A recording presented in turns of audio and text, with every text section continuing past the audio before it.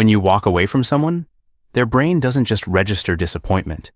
It triggers a full neurobiological crisis that's been hardwired into humans for thousands of years. Here's what's actually happening inside their head. The moment they realize you're gone, their brain floods with stress hormones like cortisol and adrenaline. It's the same chemical cocktail your ancestors experienced when separated from their tribe in the wilderness. But here's where it gets fascinating. Their brain literally can't tell the difference between emotional pain and physical injury. When you check someone's brain scans during heartbreak, the same regions light up as when they're experiencing a broken bone. Think about that for a moment. Your departure doesn't just hurt their feelings. Their nervous system is screaming danger, as if their survival depends on getting you back. And honestly, we've all been there. You know that feeling when someone stops responding to your texts, and suddenly you're checking your phone every 30 seconds like it holds the secrets of the universe? That's not neediness. That's your mammalian brain trying to solve what it perceives as a life-threatening problem. This is why logical advice falls flat during heartbreak. You can't reason with a nervous system that thinks it's fighting for survival. The beautiful irony? This intense response often has nothing to do with how much they actually valued the relationship. It's about how their brain interprets abandonment itself. Chapter 1. The Attachment System, Hijack. Your decision to leave doesn't just affect their present moment, it hijacks their entire attachment system, dragging up patterns that were formed before they could even walk. Every person develops an attachment style in childhood, and your departure activates whichever survival strategy they learned at age 3. If they have anxious attachment, they'll cling harder. We're talking full detective mode, analyzing your last conversation like it's the Zapruder film, reaching out through mutual friends, maybe even showing up places they know you'll be. It's not romantic persistence. It's their nervous system trying to restore safety through proximity. If they're avoidantly attached, plot twist, they might seem completely unfazed while internally experiencing absolute chaos. These are often the people who text you 6 months later at 2 a.m. because they've been processing your departure in slow motion this whole time. And here's what nobody talks about. The people who seem most together after a breakup are often the ones whose attachment system is screaming the loudest. They just learned early that showing need was dangerous, so they perform independence while secretly hoping you'll notice how well they're doing without you. The attachment system doesn't care about logic. It only cares about survival. And for millions of years, being left by your tribe meant you wouldn't survive. That Instagram story they posted immediately after you left, that's not moving on. That's their attachment system, trying to signal they're still valuable to the group. Chapter 2. Loss aversion in action. Here's a psychological principle that explains why your departure hits them like a freight train. Humans feel losses approximately twice as intensely as equivalent gains.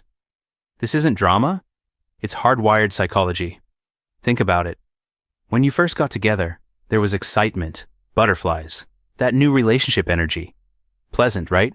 But when you leave, they're not just losing those good feelings. They're experiencing the psychological equivalent of losing twice that value. It's like emotional bankruptcy. This is why people become obsessed with getting closure or working things out after someone leaves. Their brain is desperately trying to avoid registering the loss as final because the psychological cost feels unbearable. And here's where it gets beautifully human. They'll often convince themselves that fighting for the relationship is about love, when it's actually about loss aversion. Their brain is literally calculating that any effort to avoid the loss is worth it, even if the relationship was mediocre. Ever wonder why people suddenly become the perfect partner right after you decide to leave? That's loss aversion in overdrive. They're not actually changing. They're making desperate calculations to avoid the psychological cost of losing what they had. The cruel irony? This intense focus on avoiding loss often prevents them from seeing that letting go might actually be the gain they need. Sometimes the best thing that can happen to someone is losing something they were holding on to too tightly. Chapter 3. The Idealization Trap. When you walk away, something strange happens to their memory. Suddenly, you become perfect.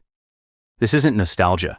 It's a psychological defense mechanism called idealization, and it serves a very specific purpose. Their brain starts editing your relationship like a highlight reel. All the frustrations, incompatibilities, and genuine reasons you left, those get filed away, while every good moment gets enhanced and replayed on loop. This happens because acknowledging the relationship's real problems would mean accepting that losing it might actually be beneficial, and loss aversion won't allow that calculation. So instead, their mind reconstructs you as the perfect partner who got away. You know what's fascinating? The worse the relationship actually was, the more intense this idealization becomes. People in genuinely healthy relationships that end amicably rarely experience this level of fantasy revision. But toxic relationships? Those get rewritten as epic love stories. It's like their brain becomes a romance novelist, conveniently forgetting every argument while remembering that one time you brought them soup when they were sick. Here's the part that might surprise you. This idealization isn't really about you at all. It's about them avoiding the psychological work of examining why they stayed in something that wasn't working. Idealizing you is easier than facing their own patterns. The version of you they're missing isn't who you actually were. It's who they needed you to be to avoid looking at themselves. And that's why explaining your reasons for leaving rarely helps. You're arguing with a fantasy, not a memory. Chapter 4. Defense mechanisms activate. When you decide to leave, you're not just ending a relationship. You're triggering their psychological defense system, and it's about to get creative. Defense mechanisms are like emotional airbags.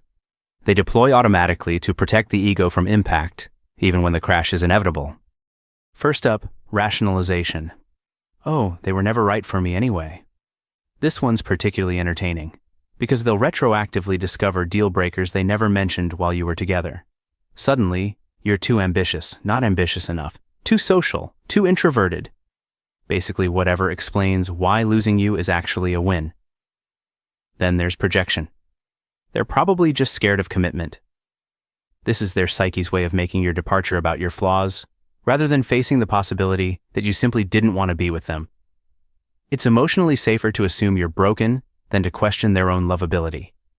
My personal favorite is denial, where they act like the breakup is just a temporary misunderstanding that will obviously resolve itself once you come to your senses. But here's what's really happening underneath all this psychological theater. Their sense of self is fragmenting. Part of their identity was built around being your person, and your departure creates an existential crisis they're not equipped to handle directly. Defense mechanisms aren't character flaws, they're emergency protocols. The problem is they prevent the real healing work that could actually help them grow. Sometimes the kindest thing you can do is refuse to participate in someone else's psychological defense system. Chapter 5. The bargaining mind games. After the initial shock wears off, their brain enters negotiation mode, and the bargaining phase of losing you can get remarkably creative.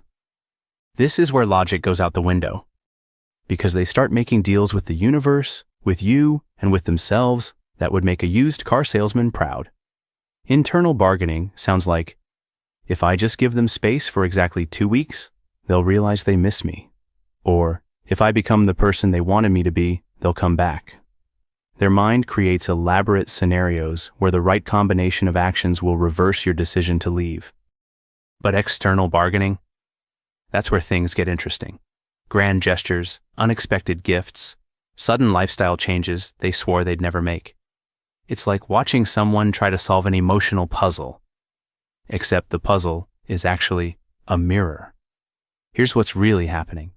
They're trying to regain control over a situation where they have none. The bargaining isn't about winning you back. It's about avoiding the powerlessness of acceptance. The most heartbreaking part, all this energy they're spending trying to change the outcome could be redirected toward changing themselves. But that requires accepting that you're actually gone.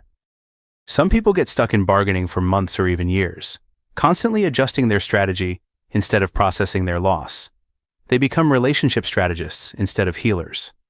The bargaining only ends when they finally understand that love isn't a negotiation. It's either freely given or it's not love at all. That's when the real healing can finally begin. Want to level up your people skills? Join our YouTube membership for early access to scripts, input on future topics, and connection with a community that gets the social struggle. Click join below, and let's master human interaction together. Chapter 6. Social Identity Crisis. Your departure doesn't just affect their personal world, it shatters their social identity. And suddenly they're facing the question, who am I when I'm not your person? Relationships become part of our social DNA. We're not just individuals, we're half of a unit. And when you leave, they're left holding pieces of an identity that no longer makes sense. Think about how couples become we in conversation. We love that restaurant. We're planning a trip. We think. When you leave, they have to relearn how to be I again, and it's more disorienting than you might expect. Then there's the social awkwardness tsunami. Mutual friends don't know how to navigate the new dynamic. Whose side are they on? Can they still invite both of you to things? Suddenly, your shared social circle becomes a diplomatic minefield. And they're trying to maintain relationships while processing the fact that half their social proof just walked away. But here's the deeper layer. Their social identity was partly built on being chosen by you. Your selection validated their worth to the group. So your departure doesn't just mean losing a partner. It means losing social evidence of their value. This is why rebound relationships happen so quickly sometimes. It's not about replacing you emotionally. It's about restoring their social identity as someone who is wanted. The beautiful irony? This identity crisis, as painful as it is, often forces them to rediscover who they actually are underneath all the couple dynamics. Sometimes losing your social identity is the first step toward finding your authentic self. Chapter 7. Power Dynamics Shift. When you decide to walk away, you're not just ending a relationship, you're completely restructuring the power dynamic, and that shift can be psychologically devastating for the person left behind. Every relationship has an invisible power structure, and the person who cares less typically has more control. By leaving, you've just shifted all the power to yourself.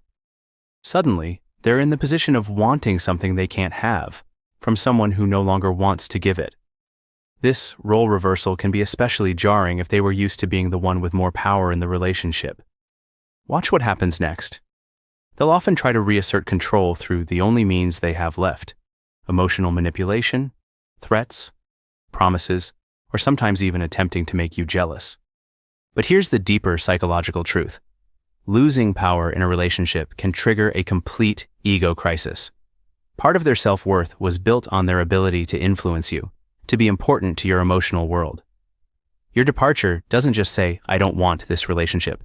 It says, "You don't have power over me anymore." This is why some people become vindictive after being left. It's not about the relationship anymore. It's about trying to prove they still have some influence over your emotional state. The most psychologically healthy response? Accepting the power shift with dignity. But that requires a level of self-awareness and emotional maturity that not everyone possesses in moments of loss. True power comes from being able to let go of someone gracefully, even when every instinct is screaming to hold on. That's the difference between reacting and responding. Chapter 8. The Growth Paradox. Here's the most counterintuitive part about someone's response to you leaving. Your departure might be exactly what they need for their personal evolution, even though it feels like destruction. Growth often requires crisis, and losing someone significant creates the perfect conditions for psychological transformation that might never have happened otherwise. When you're in a relationship, it's easy to become comfortable, to stop pushing yourself, to let your partner fill the gaps in your emotional development. Your departure forces them to confront parts of themselves they've been avoiding. Suddenly, they have to learn emotional regulation skills they outsourced to you. They have to rediscover their own interests, rebuild their social connections, and most importantly, develop a relationship with themselves. But here's where it gets beautifully ironic. The people who handle being left with the most grace are often the ones who needed the relationship least. And the people who fall apart completely? They're usually the ones who most needed to learn how to stand on their own. This is why rebounds rarely work long-term. They're trying to skip the growth phase and get back to the comfort of couplehood without doing the individual work. The growth paradox is this: losing you might hurt them tremendously in the short term, but it could save them from a lifetime of emotional dependency and stunted personal development. Sometimes the most loving thing you can do is refuse to enable someone's emotional immaturity. Chapter 9. Time and Memory Distortion. When you walk away, you don't just leave their present. You completely reorganize their relationship with time itself, and the psychological effects are more profound than you might imagine. Memory becomes a weapon against healing, because their brain starts playing highlight reels on repeat while filing away anything that justified your departure. The past gets reconstructed as this golden era of perfect love, conveniently edited to remove every argument, every moment of incompatibility, every reason you actually left. It's like their mind becomes a romance movie editor, keeping only the scenes that support the narrative of tragic loss.